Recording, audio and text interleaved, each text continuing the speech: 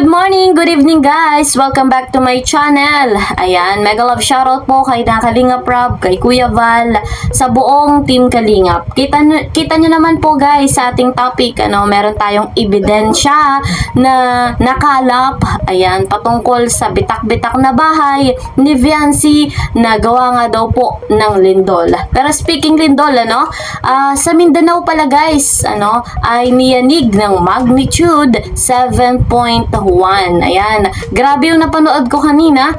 Mayroong mga establishment na bumagsak. Yung Jollibee, yung school. Grabe, kawawa yung mga estudyante, mga empleyado, yung mga nagtatrabaho. Nakakaawa sila. Kaya ipag-pray po natin. Grabe yung lakas. 7.1. So, speaking lindol, eto nga daw pong kina Viancy nung nakaraang araw ay nilindol pero hindi po siya magnitude 7.1 ha. So, eto po, ipapakita ko sa screen yung larawan na ating nakalap.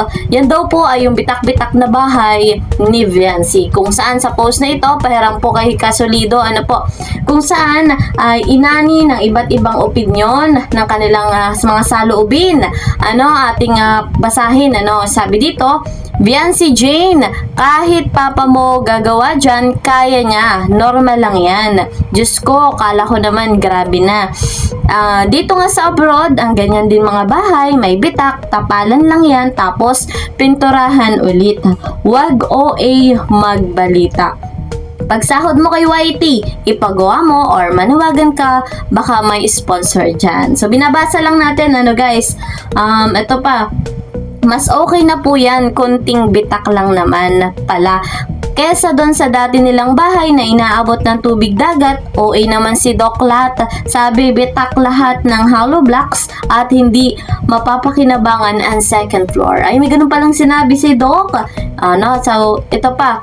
Next lindol, matabunan, may nabasa tayo. So, wag na pong gano'n, matatabunan ng pamilya. Hindi po yun pwede. So, ito pa. Maraming nanonood sa RTI, edi patol po ang lindol. Ito pa, uwi na kayo sa tabing dagat. Safe doon, bilis. So, binabasa lang natin, guys, yung mga comment nila. Paggawa nyo kay Doklat, wala na kayo sa Kalingap, kaya bahala na kayo. So, ito pa, pambihira, normal lang po yan. Bahay ko nga ganyan din, hindi yan maiwasan. Sponsors, pasok. So, ito, binasa ko lang din. Sa amin nga, nung lumindol, malaking bitak, wala pang sponsor. Okay naman ako.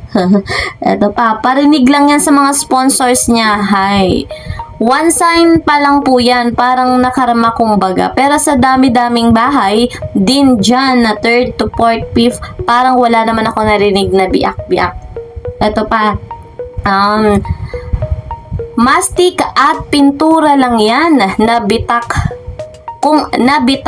kung sa sugat pa yan, malayo pa yan sa bituka. So, mastic lang daw po yun at pintura. Hindi ko alam yung mastic eh. So, yun lang daw po yun at malayo pa nga daw po yan sa bituka kung sa atin baga. Ano po? Kung sakaling mayroon mang bitak, normal lang. Sa palitada lang yan. So, palitada. Yung sa pader-pader.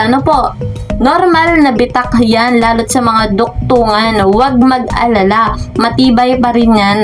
Ang di matibay ay yung nasa paligid mo na nagsusulsol. Binasa lang natin yan guys ha. Binasa lang po natin. Parang sa palitada lang pala sabing ganon. Ang OA naman, hairline cracks lang naman pala. Haha. Ang OA ito binasa natin na ang OA naman, hairline cracks lang naman pala. Ito pa. Di pa natuluyan. So, grabe. Siyempre, sa kanilang opinion to, sabi nga, di pa natuluyan. So, ito pa. Akala ko naman biyak na hati at nagkaroon ng lagusan sa kabilang mundo. Meron din bahay namin yan, pero hindi issue sa amin. Natural lang yan. Matakot kung ang bitak malaki at malalim, tagos sa labas. Wala naman sa labas. Meron tao dyan na tumingin, na umikot, wala naman daw. Tingnan nila kasi para mapatunayan kung totoo ang kanilang ibinalita sa kanilang live. So, ayun. palitada lang ang nagbitak dyan. OA yarn, basic lang yan. So, yun ang sinabi pagawa mo kay Dr. Lat. Ayan, ito ay binasa natin na opinion sa loobin ng mga sambayan ng Pilipino patungkol sa bitak na bahay nila Viancy. So yun nga yung ebidensya na ating nakalap. At sa pagkakataong ito, atin namang alamin na mayroon nga payo etong si Kuya Val para sa kabilang panig. So ito, saksihan niyo po muna. May update ako na narinig. Na-crack daw po. Ano yung crack? Bitak-bitak. Bahay ni Beyonce. Totoo ba yun? Kung totoo po nagbitak-bitak because of lindol, abay, iwan nyo na yan. Delikado yan. Baka kung ano pa mangyari sa inyo. Kung yung poste, bubong, dingding po ay nagkabitak-bitak, umalis na kayo dyan, delikado yan. Kung pahamak pa kayo. Kasi walang pinipili ang lindol. Gaano katibay yung instructor? Yung pagkagawa ng building. So ayan, credit nga po kay Kuya Val Santos Matubang, 100% nating susuportahan. Of course, si Kalingap Rab din. At ako ang inyong lingkod, Kalingap Kiel. Please po, sa bago pa, subscribe, like, share my videos, and don't forget, click the notification bell. So, ayun, sabi ni Kuya Val, kung meron nga bitak, doon sa bahay, payo niya, na umalis na lang sa bahay at baka pag lumala pa, kapag lumala pa yung lindol kagaya ng sa Mindanao 7.1, so concerned pa rin si Kuya Val kung sakaling malakas nga sila din yung mapapahamak. So thank you kay Kuya Val, nandun pa rin yung concern niya sa pamilya at syempre iniingatan lang din sila na kung sakaling ang lumakas yung lindol o baka sila ay matabunan. So sa pagkakataong yan ay talagang nakita naman natin yung bitak doon sa bahay. So sabi sa mga comment, yun lang daw po ay natural lang, natural. Yun daw po ay simple lang at naayos daw naman yun. So kung ano man ang magiging aksyon ni Kalingap Rab sa kanilang pagpunta, dahil nga nabanggit ni Kalingap Rab ay bibisitahin yung bahay, abangan natin.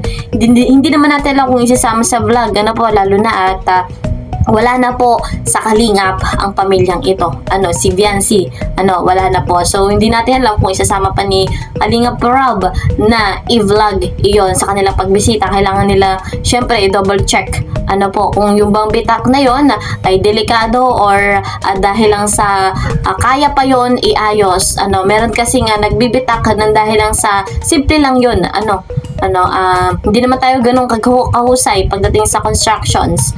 So malay natin yung mga engineer alam yon, yung mga architect alam yon. So sila na ang bahala doon, at sila ang nakakaalam. So marami tayong aabangan sa Team Kalingap, lalo na at maraming pasabog na inaabangan tayo. So guys, mga Kalingap, yan nga ang ating nakalap na ebidensya at patuloy pa tayo na susuporta kay Kuya Val, kay Kalingap Rab, sa buong Team Kalingap. So hanggang dito na lamang. See you po sa next video at lagi niyong tatandaan, maigsi lang mga buhay. Enjoy your life. God bless everyone. God bless Team Kalingap. Bye-bye.